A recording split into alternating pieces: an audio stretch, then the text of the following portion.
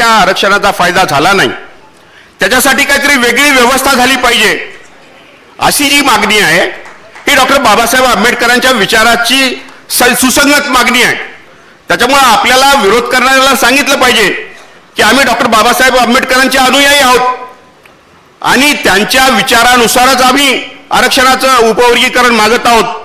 त्याच्यामुळे तुम्ही विरोध करण्याचं कारण नाही, तुम्ही विरोध आम्हाला अडचण निर्माण करायची गरज नाही, अशा प्रकारची भूमिका आपल्याला सांगता आली पाहिजे, मांडता आली पाहिजे.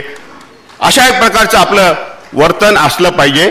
संघर्ष हा वैचारिक संघर्ष झाला पाहिजे, पण काही ठिकाणाहून याच्या बाबतीमध्ये जरा वेगळं काहीतरी वातावरण ऐकायला येत आहे. आपण जेव्हा आम्ही संपर्क करतो खालच्या पातळीवर, गाव पातळीवर, तेव्हा जरा वेगळी भूमिका ही इतरांकडून स्पष्ट होताना दिसत आहे.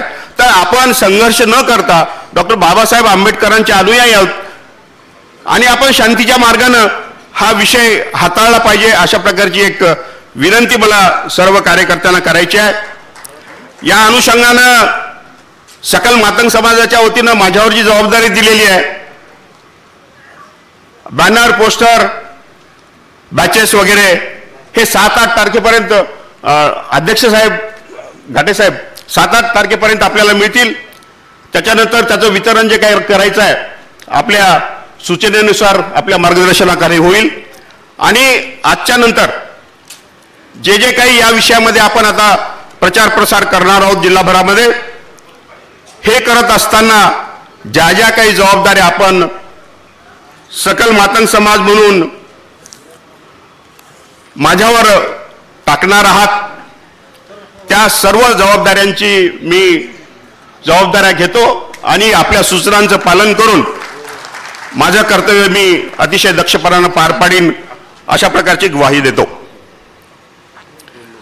जनगणनेच्या बाबतीमध्ये एक गोष्ट समोर आलेली आहे. चिठ्ठी आली म्हणून 2 मिनिटं घेतो अध्यक्ष साहेब.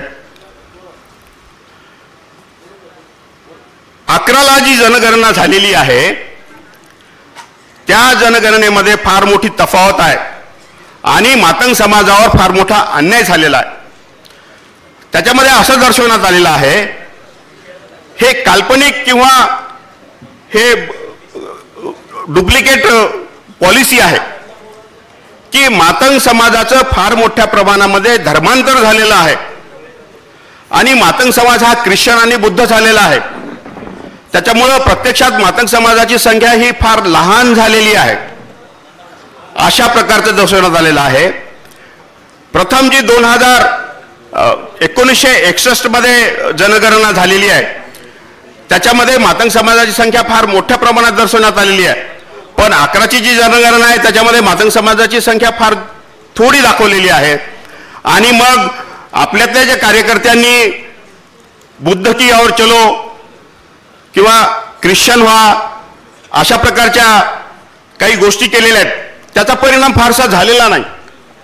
लोकांनी बौद्ध धर्म फार स्वीकारलेला नाही मातंग समाजाने, किंवा ख्रिश्चन धर्मातही फार मोठ्या 2 मिनिटं घेतो फार मोठ्या प्रमाणामध्ये धर्मांतर झालेलं नाही.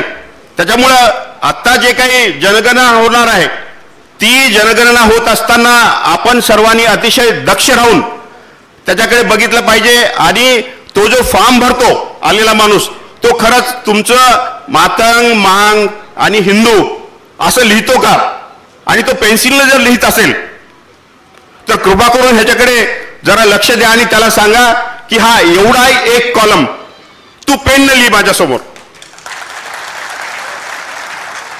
म्हणजे प्रत्यक्षात आपली लोकसंख्या काय आणि मग त्याच्या प्रमाणामध्ये आपल्याला आरक्षण मिळेल, अशा प्रकारचं एक विनंती वजा सूचना आपल्याला करायची आहे.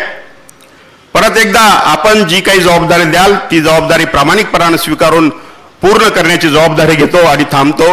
जय हिंद, जय महाराष्ट्र, जय भीम, जय अण्णा, जय लवजी.